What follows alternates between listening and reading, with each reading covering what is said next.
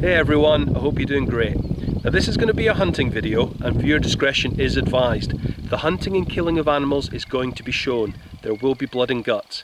If you don't want to see that kind of stuff, then please switch off now. Hey folks, just after 4:30 in the morning, mid-May, out in Scotland looking for some roebucks. Fingers crossed we've seen some already. We're going to get lucky, so let's go.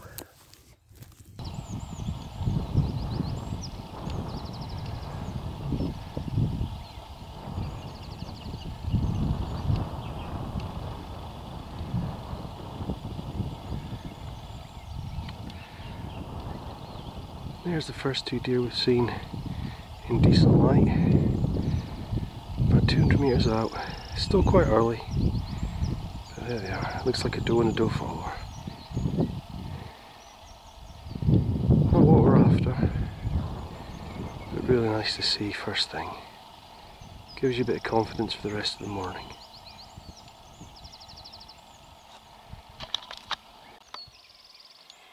So we've had a nice little stalk down into this one. It's only just after 5. This little lad's well in range. The light's just coming up nice. It's no rush.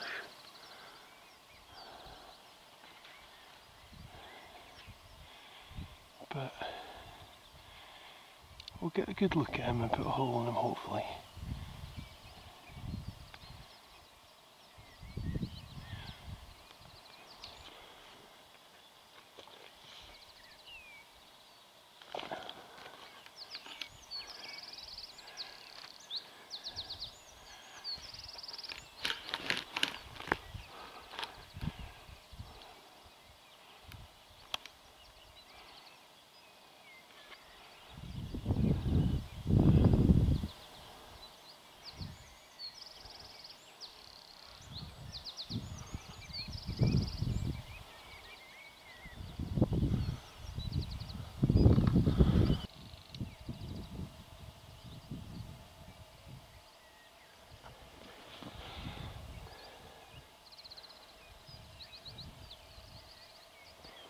It's looking better.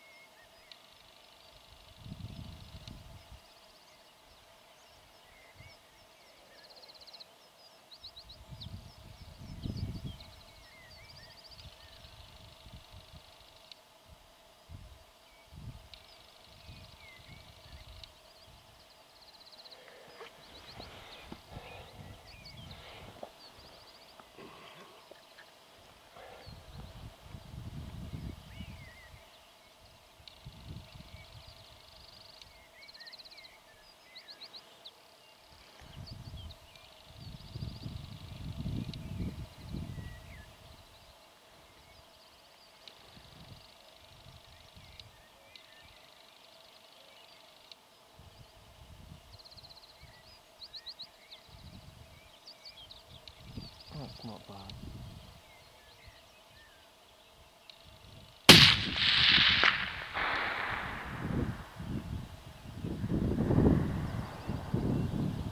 Right in the shoulder. No messing about with an SST. That guy's got in nowhere. So now I just need to mark it, because it's a long way out. It's probably a 250 that. And then we'll go and get him. Well, the sun's only just up in the sky. It's still a beautiful morning, hasn't rained yet, and we've got a deer down. It's not bad in Scotland sometimes. At the times the midges come out and it rains and it's horrible, but today's been okay so far. And it's not even 6 o'clock yet. Not bad. We'll go and sort this one out and see if we can find another. Go. So, let's wander down and get this deer. Now, an interesting thing in Scotland is that most of the stalking you're likely to get your teeth into is going to be commercial forestry. And it's quite rough sometimes, and it can be really challenging. finding the deer is not always the easiest thing to do. And of course you can use technology as an advantage and get yourself a thermal imager. And a lot of people frown on that. But you've still got to stalk your deer, and you've still got to shoot them, and you've still got to recover them. So yeah, sure, it takes a little bit of the challenge of finding deer out of the equation. But then on the flip side of stalking, you could go and sit in a high seat and pay your money in a really productive area, bouncing with deer, and just ambush them. And there's no stalking in that. But that's fine. And it's each to their own. And I don't feel that I'm cheating too badly with a thermal imager. Helps you find deer. And if you're on a timetable or your time's precious, then by all means, don't struggle it. You're here to get deer, so make it easy. But a top tip I've got for you is that of all the technology you can have, when it comes down to it, your dog's probably about the most important thing you can have. Dog's going to tell you it smells deer. And if you're walking into the wind, your dog sticks its nose up and gives a few big sniffs, then there's a good chance there's a Bambi up ahead. But on open clear fell like this, where there's lots of holes and difficult ground, you definitely want to think about having a dog or access to one. The reality is, if a deer falls in a hole, you can spend hours looking for it. And if it's your last evening and it's dark and you've only got a little bit of a torch, then your dog can save you all the hassle and all the worry of losing a deer that you've actually shot and killed, because it'll just go and find it. And in a moment I'm going to send my dog off, and you'll find this deer for me, even though I roughly know where it is, and I'm sure I would find it. So we'll see how we get on. So I've wandered down to that standing deadwood, which is not far from where I think the deer is, and it's somewhere out just ahead of me in there. Probably only about 40 metres I would think. So like I said, deer could fall in a hole, and if it falls in a hole it can be a problem. But trusty dog, she's a bit excited, so she's definitely smelt the deer I think, but I'll see if she can go and find it. So we'll turn this camera around and see if it does. Right, Cass, you gonna go and get it? Go get it! Go get it! Right. Just running up the wind.